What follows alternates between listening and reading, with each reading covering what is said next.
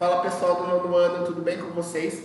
Aqui é o professor Éder de Geografia e hoje a gente inicia a primeira aula da apostila 3, ok? Então, na apostila 3 a gente vai trabalhar o continente europeu, né? Todas as suas características, as suas diferenças de regiões.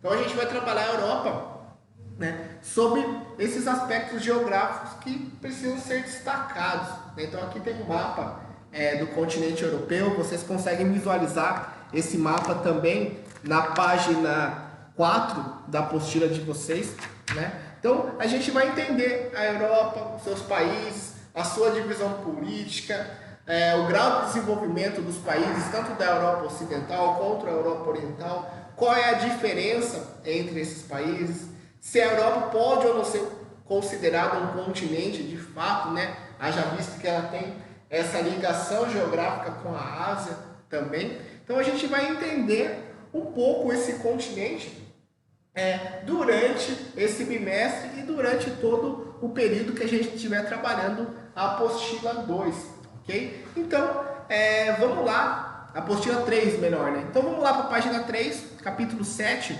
continente europeu, aspectos físicos e problemas ambientais, que é a parte que a gente vai trabalhar nesse início, né? Então essa apostila é dividida em 3 capítulos.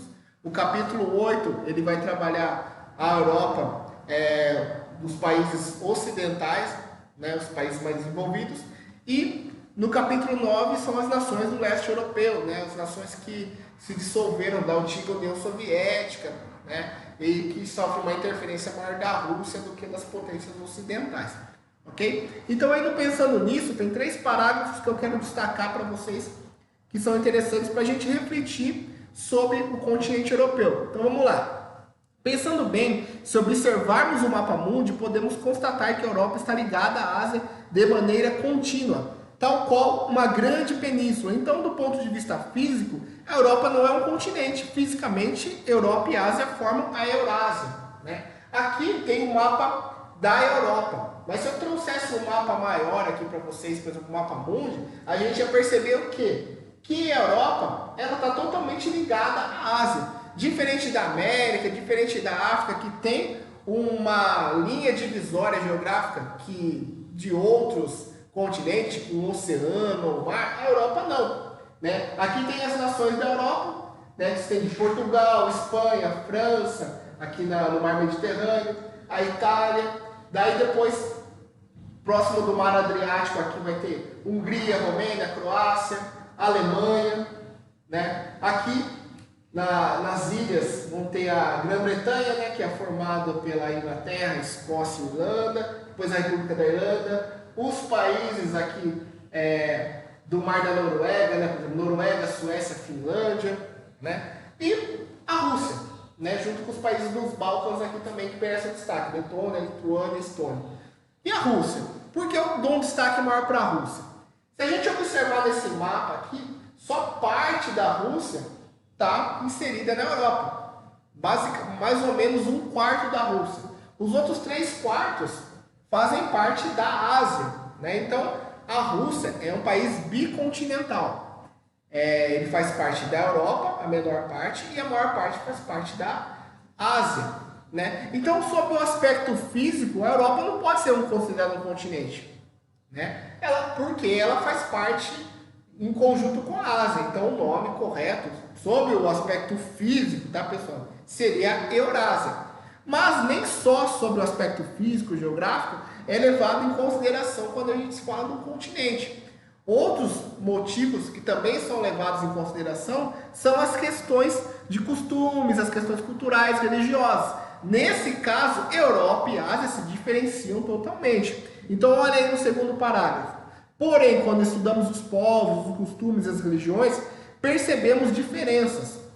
Constatamos que os povos europeus são muito diferentes dos povos asiáticos. A civilização europeia é ocidental, ou seja, baseada nos costumes judaico-cristãos.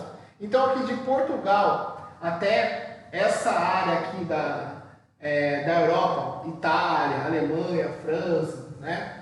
O que vai reger são os aspectos judaico-cristãos. O que é isso, professor? São a questão da religião, católica, protestante e do judaísmo. Não tem muita diferença em relação a essas religiões, elas que predominam nessa parte da Europa. Já na Ásia, há um leque maior, né, de civilizações culturais. Os povos asiáticos, como os árabes, indianos, chineses, pertencem a civilizações de outras religiões. Por exemplo, islamismo, budismo, hinduísmo, né, e por aí vai. Então, na questão de costumes e cultural, a Europa se diferencia da Ásia, sim, ok? Então, sob o ponto de vista físico, existe apenas um continente, a Eurásia, porque eles estão juntos, ok? Geograficamente. Mas quando a gente fala de costumes, a gente está diferenciando em muito o povo europeu do povo asiático. É uma outra civilização, ok? Então essa é a diferença quando a gente pensa na questão da Europa. Embora menor que a Ásia, América e África, a Europa apresenta diversas características físicas e apresenta grandes desafios a superar quanto ao meio ambiente, né?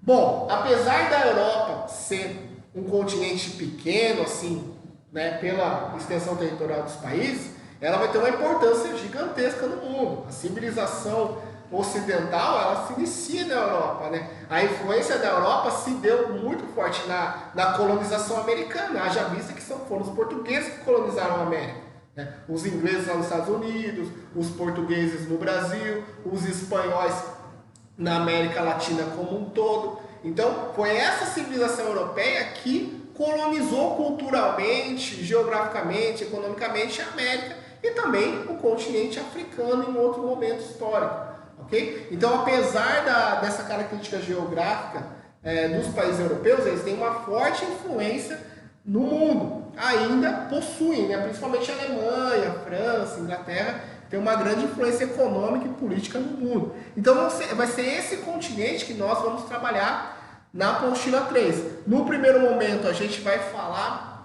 mais do aspecto mais físico da Europa, da natureza, do clima. Num segundo momento vamos falar dos países da Europa Ocidental e num terceiro momento dos países do leste europeu.